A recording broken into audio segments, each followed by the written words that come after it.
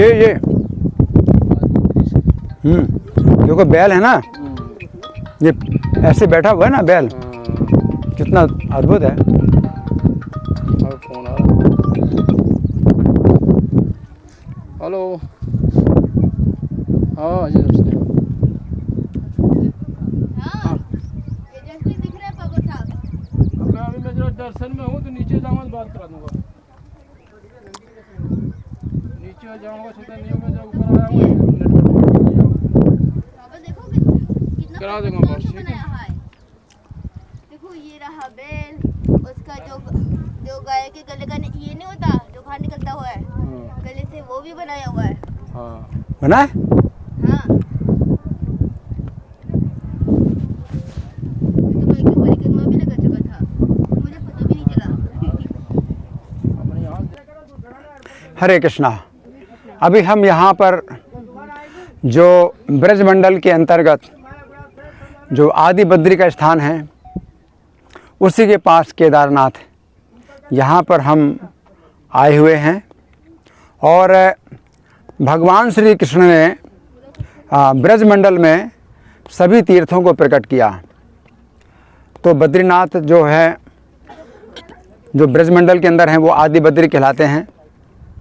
और यहाँ केदारनाथ, तो जो केदारनाथ हैं, तो यहाँ भी जो है पूरा दृश्य जो केदारनाथ का है, तो वहाँ तो पूरा बर्फ़ ही बर्फ़ है। तो यहाँ बर्फ़ तो नहीं है, लेकिन पूरा जो है दृश्य उसी प्रकार का है, भगवान श्री कृष्ण ने अपनी योग माया से प्रकट किया। वास्तव में शिव जी को केदारनाथ क्यों कहा जाता है? केदार जो नाम है, ये एक राजा का था। एक राजा थे जिनका नाम था केदार, और उन राजा ने जिस क्षेत्र में तपस्या की थी और भगवान श्री कृष्ण को प्रसन्न किया था, भगवान श्री कृष्ण ने उनको दर्शन दिए थे, तो वो स्थान जो है केदार क्षेत्र कहलाया। और चूँकि शिव जी श्री कृष्ण से बहुत प्रेम करते हैं, तो श्री कृष्ण ने जहाँ राजा केदार को दर्शन दिया था, उस केदार क्षेत्र में चूँकि शिव जी ने अपना निवास बनाया, इसलिए उनको केदारनाथ कहा जाता है। तो वास्तव में वो केदारनाथ जो शिव जी हैं, तो वो केदार क्षेत्र के नाथ हैं, इसलिए केदारनाथ कहलाते हैं। लेकिन हर कोई तो नहीं जानता कि केदारनाथ शिव जी को क्यों कहा जाता है। तो वो जो केदारनाथ हैं, जो उत्तराखंड में हैं, भगवान श्री कृष्ण ने अपनी योग माया से पूरा जो स्थान है वो प्रकट कर दिया है। और जो बर्फ़ की जो शिखर, बर्फ़ की शिलाएँ जैसे वहाँ केदार क्षेत्र में हैं, उसी प्रकार से यहाँ भी पत्थरों की जो बनावट है, जो शिलाओं की बनावट है, वो बिल्कुल बर्फ़ की तरह है। और जहाँ मैं यहाँ खड़ा हुआ हूँ, तो ये जो है नंदी बैल हैं, जो शिव जी के वाहन हैं। तो ये देख रहे हैं, ये नंदी बैल का जो है पीछे का हिस्सा है, और ये पीठ है और ये सिर है।